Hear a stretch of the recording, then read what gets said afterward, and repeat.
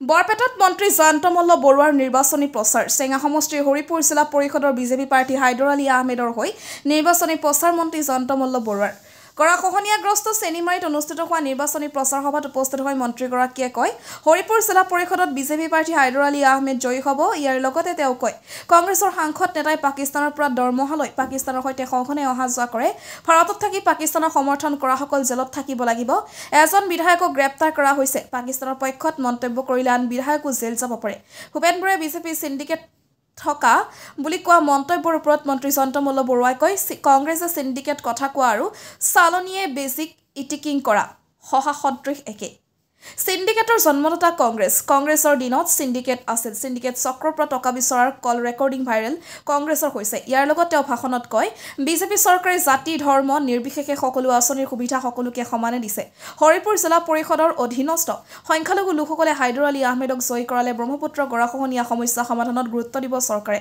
বৰপেটা চেঙাৰ পৰা লাচিত বায়নৰ report north east frontier news.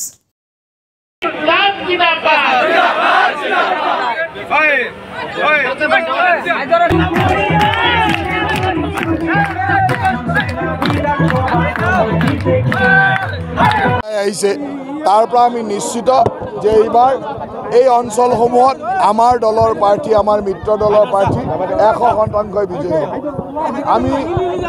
আমি সঁচাকৈ আচৰিত হৈছোঁ। এই অঞ্চলসমূহলৈ অহাৰ আগতে মোৰো ধাৰণা নাছিল যে এনেকৈ হিলদল ভাঙি মানুহ আহিব পাৰে। নিশ্চয়কৈ আজি সংখ্যালঘু সম্প্ৰদায়ৰ মানুহে বুজি পাইছে যে মোদী ডাঙৰীয়াৰ লগত থাকি হিমন্ত বিশ্ব শৰ্মা ডাঙৰীয়াৰ লগত থাকি আমি উন্নয়ন কৰিব লাগে আৰু উন্নয়নৰ কাৰণে সকলো ওলাই আহিছে। মই তেখেতসকলক ধন্যবাদ দিছোঁ আৰু আমি সকলোৱে মিলি এই অঞ্চলৰ উন্নয়ন কৰিব লাগিব। আমাৰ লক্ষ্য হ'ল যে আমাৰ ভাৰতত থকা যিসকল মানে ভাৰতৰ উন্নয়ন বিচাৰে অসমৰ উন্নয়ন বিচাৰে সকলোকে আমি লগত লৈ চলিব লাগিব। কিন্তু যোনে ভাৰতত থাকি পাকিস্তানক সমৰ্থন কৰে তেওঁলোকতো আমি থাকিব নোৱাৰোঁ। কিন্তু এই অঞ্চলৰ ৰাইজ সকলোৱে হিলদল ভাঙি ওলাই আহিছে। আমাৰ এই অঞ্চলৰ জিলা পৰিষদৰ কেণ্ডিডেটেই হওক এপিৰ কেণ্ডিডেটবিলাকে হওক যথেষ্ট জনপ্ৰিয় আৰু তেওঁলোকে গোটেই গাঁৱে গাঁৱে ৰাইজৰ কাম কৰিবলৈ চেষ্টা কৰিছে আৰু মই ভাবোঁ যে ৰাইজে তেওঁলোকক আশীৰ্বাদ দিব আৰু আমি বিপুল ভোটত বিজয়ী হ'ম। চাওক এই কথাটোতো হয়, চেঙা বুলি নহয়, আমাৰ নদীপৰীয়া যিবিলাক সমষ্টি আছে ব্ৰহ্মপুত্ৰৰ পাৰত বা উপনৈসমূহৰ পাৰত যিবিলাক সমষ্টি আছে সেই সমষ্টিবিলাকৰ গৰাখহনীয়া এটা ডাঙৰ সমস্যা আৰু এই সমস্যাটো যোৱা সময়ত আমি বহুখিনি সমাধান কৰিবলৈ সক্ষম হৈছোঁ। কিন্তু এতিয়াও বহুত কৰণীয় আছে আৰু গৰাখহনীয়াত আগতে এনেকুৱা আছিল যে আমি সহায় কৰিবই পৰা নাছিলোঁ।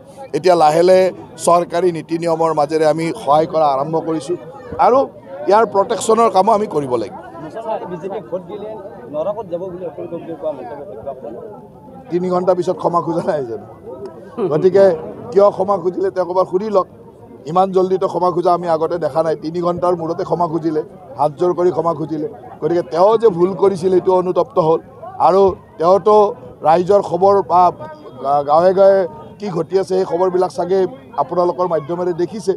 গতিকে তেওঁকো যে মানুহে লেই চেই কৰিব সেইটো বুজি পাইছে। গতিকে তেওঁ লগালগ ক্ষমা খুজিছে মানুহ।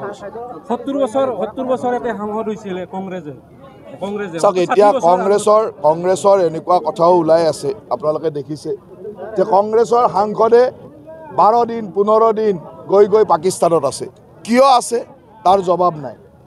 আজি তেওঁ মৌন হৈ আছে। তাৰমানে কি মনে মনে মানি লৈছে তেওঁৰ ঘৈণীয়েকে এতিয়াও পাকিস্তানৰ NGOৰ পৰা দৰমহা লয়। তেওঁৰ ল'ৰা ছোৱালীও ভাৰতীয় হয়নে নহয় তাত সন্দেহ। সেনেকুৱা দলক আৰু কোনোবাই ভোট দিব নেকি? তেওঁলোকে ৰাইজক আৰু কিমান ঠগাব, ৰাইজক কিমান মিছা কথা ক'ব? গতিকে তাৰ যোগ্য প্ৰত্যুত্তৰ ৰাইজে দিব আৰু এইবাৰ পঞ্চায়ত নিৰ্বাচনত তেওঁলোকে প্ৰত্যুত্তৰ পাব। চাওক হাইদৰ আলী বা আমাৰ দলৰ প্ৰাৰ্থীসকল যেতিয়া ইয়াত জয়ী হ'ব আমাৰ দায়িত্ব নাথাকিব জানো? এই অঞ্চলৰ ৰাইজে আমাক মৰম কৰিলে মৰমৰ প্ৰতিদান দিব লাগিব। মৰম নকৰোঁতে আমি ইমান মানুহক PMY ঘৰ দিছোঁ, মৰম নকৰোঁতে ইমান মানুহক PM কিষাণ দিছোঁ, মৰম নকৰোঁতে আমি ইমান মানুহক অৰুণোদয় দিছোঁ। যেতিয়া মৰম কৰিব আৰু বহুত দিব লাগিব নহয়, দিব লাগিব নে নাই? মৰম নকৰোঁতে আমি ইমান মানুহক সহায় কৰিছোঁ, গতিকে মৰম এবাৰ কৰিলে তাৰ প্ৰতিদানো পাব। আৰু মই যেতিয়া ইয়াত আহি এবাৰ চাই গ'লোঁ তাৰ ভাল ফল এটা আপোনালোকে দেখিব। ভূপেন বৰাই কৈছে মুখ্যমন্ত্ৰী সিন্ডিকেট চলাইছে। এতিয়া কংগ্ৰেছে যদি সিন্ডিকেটৰ কথা কয় তেতিয়া বেজিয়ে চালনীক যে হায়ে মানে চালনীয়ে বেজীক যে হাঁহে সেনেকুৱা নহ'ব জানো যে চালনীয়ে বেজীক যেতিয়া হাঁহে ঠিক তেনেকুৱা দেখিব গোটেই চিণ্ডিকেটৰ জন্মদাতাহে হ'ল কংগ্ৰেছ চিণ্ডিকেট চলোৱা অসমত কংগ্ৰেছ আৰু সেইকাৰণে এতিয়াও তেওঁৰে চিণ্ডিকেটৰ মানে ভইচ ভাইৰেল হয় তেওঁ যে চিণ্ডিকেটৰ পৰা পইচা লয় সেইবিলাক কথা তেওঁৰে ভাইৰেল হয় ভূপেন বৰাৰে নিজৰ ভাইৰেল হৈছে তেওঁৰে সতীৰ্থই তেওঁক পইচা দিব লাগে কেনেকৈ পইচা দিব লাগে ক'ত সোনকাল দিব লাগে এইবিলাক কথা তেওঁৰে ভাইৰেল হৈছে